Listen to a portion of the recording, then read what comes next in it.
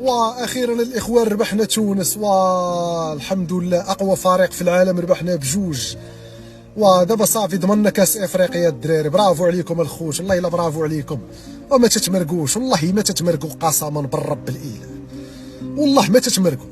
تونس صاحبي فراقي خارين كانوا كيربحوها صح، وانتم هاد الفرحه اللي فرحانين بها تقول يا ما بغيناش نخسروا الهضره في هذا الفيديو، تقول غدينا كاس افريقيا صاحبي.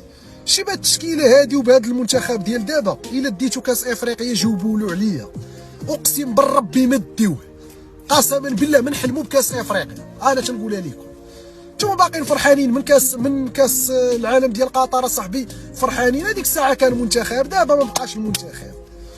مالكم ما دويتوش؟ علاش كتعطيو غير الايجابيات؟ علاش ما هضرتوش على اللقطه اللي داك الماتش سميتو عنده واحد الشعير تونسي كي بدا تيقلب ليا في 4 ديال اللعابه تيخنشش فيهم اصاحبي؟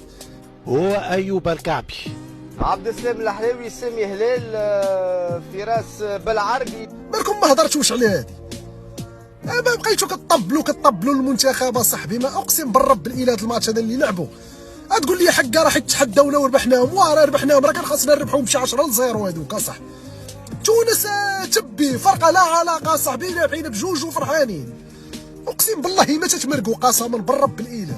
مادام كاين هذا المدرب عندنا تا هو تبارك الله في الندوات، ويا خويا تقول غوارديولا كيفاش كيهضر تقول هذا هو اللي محققه الهضره